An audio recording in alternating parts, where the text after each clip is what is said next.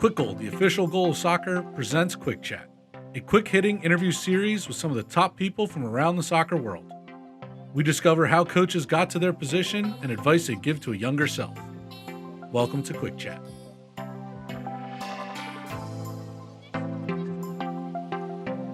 All right, with us today we have Paul Rogers, head of goalkeeping for the Houston Dynamo. Paul, how you doing? Good, Tim. Good morning. Thanks for having us on again. Yeah, no worries. Tell us a little bit how you got started in your coaching pathway, how you got to where you are today. Yeah, it's actually it's kind of a roundabout way. It takes back all the way, obviously, back home in England.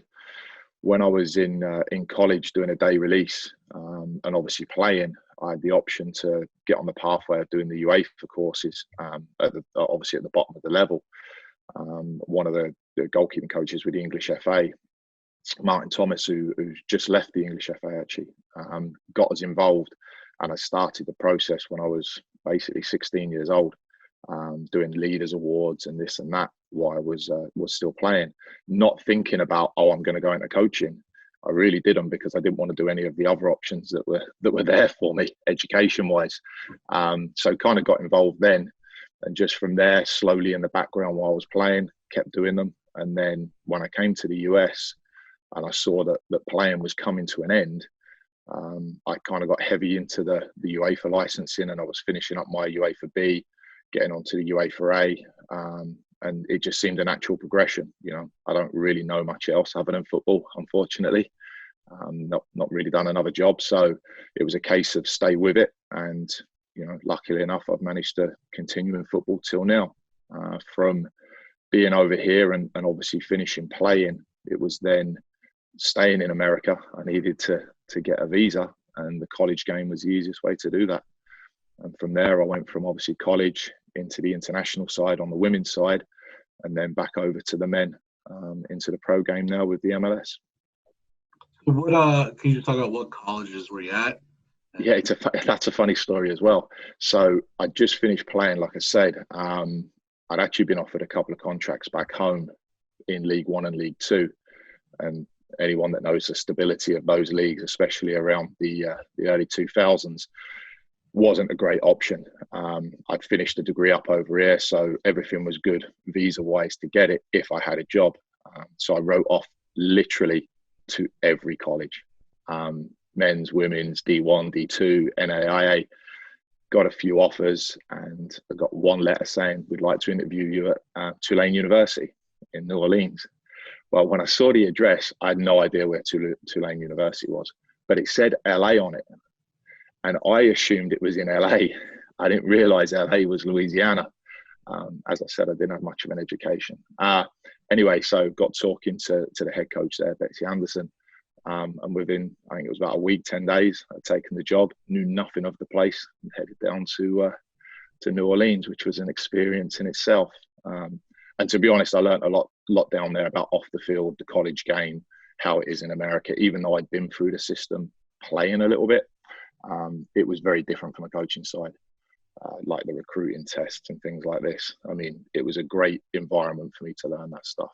From Tulane, went to the University of Louisville to Florida State, and then from Florida State into the Canadian national team, and obviously from there into the US national team. So I had some great experiences. Made it to a College Cup final with Florida State. Met some great coaches along the way. Probably one of the best coaches I've ever worked with in Mark Krikorian down at Florida State. Still think, you know, from a working relationship, knowledge of the game, manager, a people's manager, probably one of the best people I've ever met in the game, anywhere in the world. Which a lot of people always say to me, well, hang on, you've been in the pro game, international game, and you know, you name a college coach as one of the best people. Hands down, he was unbelievable. Still talk to him, not as often as I'd like, but we catch up every few weeks just to go through what's going on and share ideas and whatnot. You mentioned, you know, obviously you've been to a College Cup, you've been on the international side and the men's pro side now. Do you have an experience that stands out as sort of the pinnacle, or you know, maybe it's the wins and losses thing, or maybe it's a development of a certain keeper? you have something that pops out into your mind as your best experience? Yeah, it's funny. I was just doing an intro the other night at a session we were running here in Houston. We had a good number of goalkeepers in for a development session. I was doing an intro and I was thinking about what is the kind of the moment in coaching that I've enjoyed the most. And I don't really know. You know, I mean, obviously I've been super lucky. World Cup final, Olympic final, another Olympics with Canada, College Cup, Open Cup. Obviously being back in England, playing and coaching over there. There's so many things in football. I can't really name one that's really hit me as the best. It's easy to pick out the worst. I think the worst was obviously losing on penalties in the 2011 World Cup final to Japan in Germany.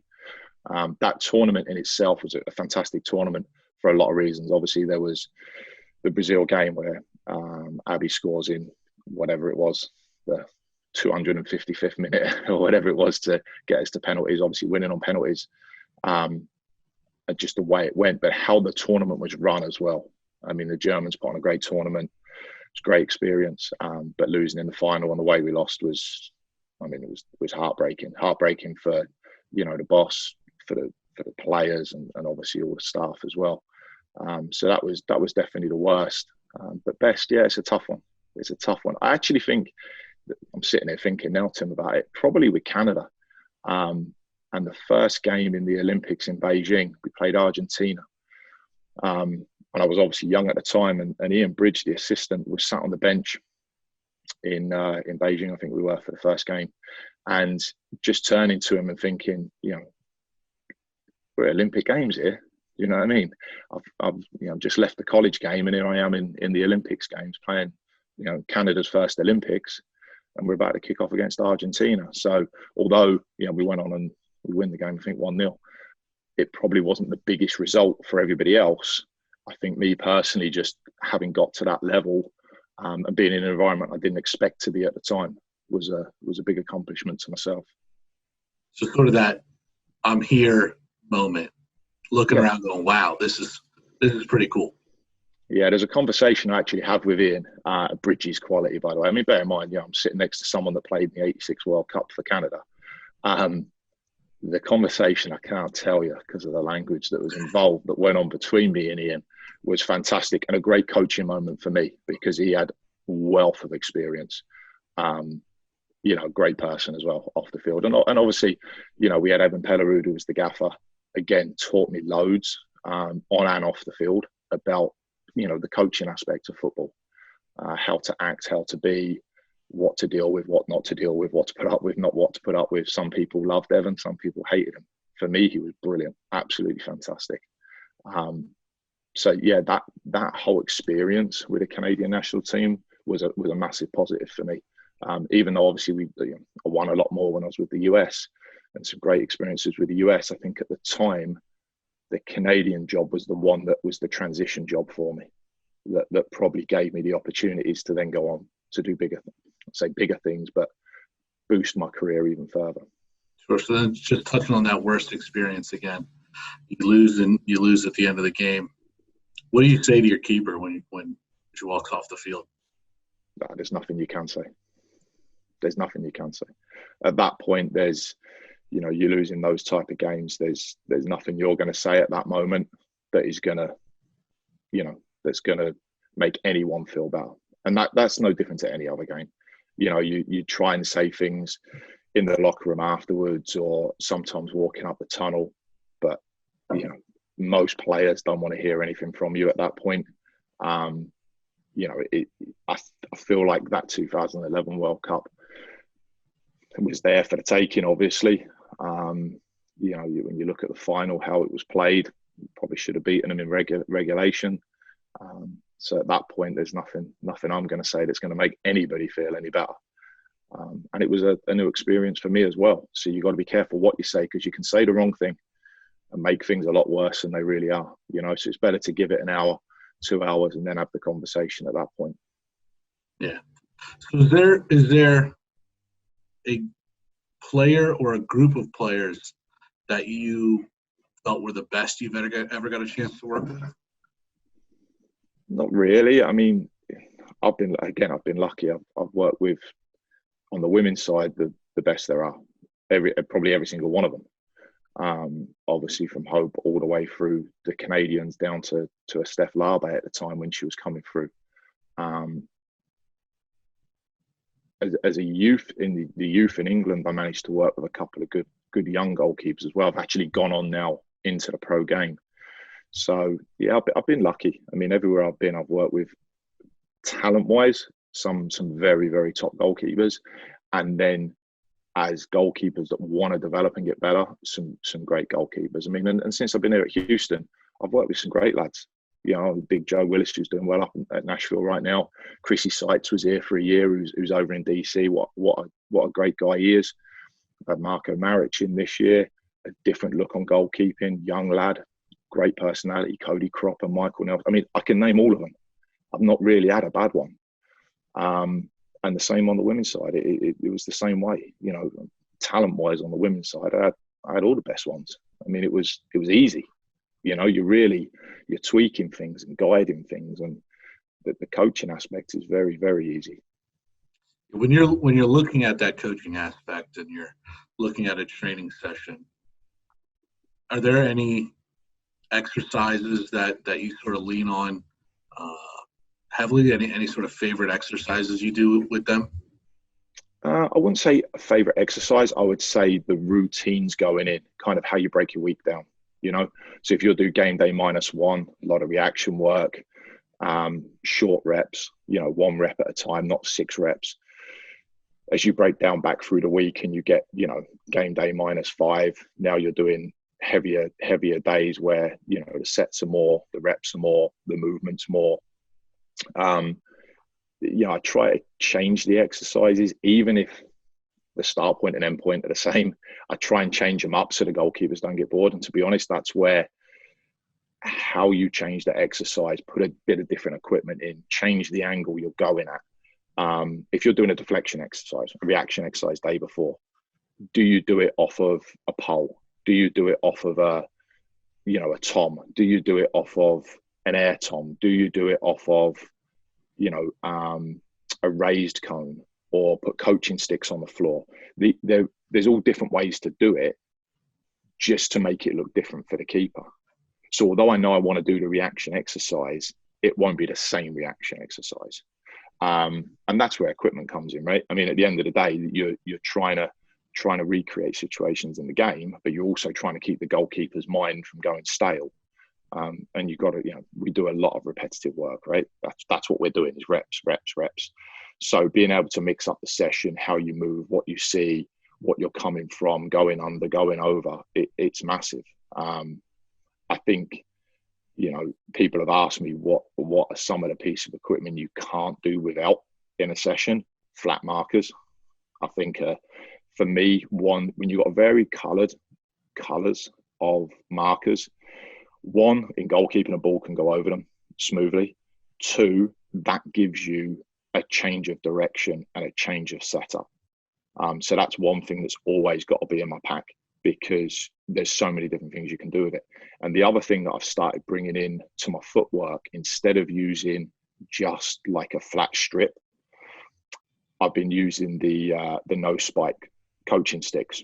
So the flat poles, the short ones and the long ones, because that allows me to do different types of footwork.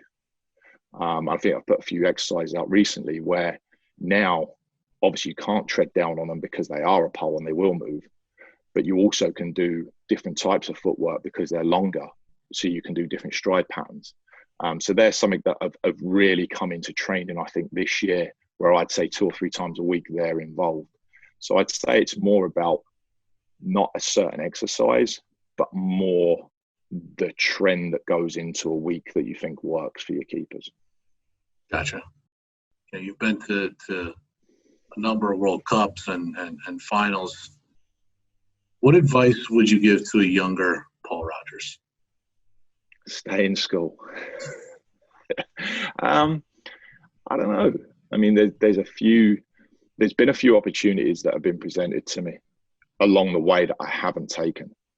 and for whatever reason, whether timing was wrong, obviously I'm lucky. I've got a great wife and a great daughter, and you're now asking them to travel around the world with you, and they do, and it's a big ask on them. There's reasons maybe you haven't taken jobs for that, but there's also a few moves that I've done that I probably wouldn't have done and I'd have held tight on. And I say that, I don't say it as a regret, but you say it as maybe I was a little bit anxious to take that next step, when I could have just settled down and just said, like, let me see this out for another year. Let me see this out for another 6 months. I think most of the things I would say to myself, a younger one of me, would be to do with playing, not to do with coaching. I think I've been, like I say at the beginning, very lucky with my coaching career. I did a lot of the work early. I'd give myself a pat on the back, honestly, for doing the licenses early and getting ahead of the game, and then continuing to do them because I actually enjoy doing them. A lot of people are against them. They're like, oh, it's just a bit of paper, or it's not the real game. But if you put the experiences with the licensing, you'll come out with a better answer, and it gives you better structure. So yeah, I don't have massive regrets. And there's not massive things that I turn around and go, I wish I'd, taken a left instead of a right there. But I do think that a bit more patience at times is probably, one of the things that I would tell myself, and a younger me, just be a bit more patient along the way, and you'll probably open up even more doors, or maybe have a bit more success with certain things on and off the field. What do you have going on besides the Houston Dynamo? Right now, we just most of the stuff I do is wrapped into the Dynamo as well. Obviously, with my own company, Performance Goalkeeping, but we link everything to the Dynamo. So we just had these 3 sessions on Sunday. We had 2 sessions, and we had about 50 goalkeepers at each. Great sessions, actually, turned out real well. Some good young goalkeepers. We've been doing the Tasco presentations with you guys at Kwik Goal as well, the coaching convention for Tasco. So there's still lots going on. Obviously, scouting is going on for the Dynamo right now as well. A little bit of downtime, but I think, as you know, Tim, for myself, I like to keep going. They say motion is lotion. So, you keep moving and make sure you don't get stale along the way. There's obviously a lot of what ifs going into 2020 with the COVID stuff, but I'm pretty positive we're going to get ahead of it. It looks like the powers that be are going to come up with some solutions for us, and hopefully we get back to some normality in life and sport. Yeah, absolutely.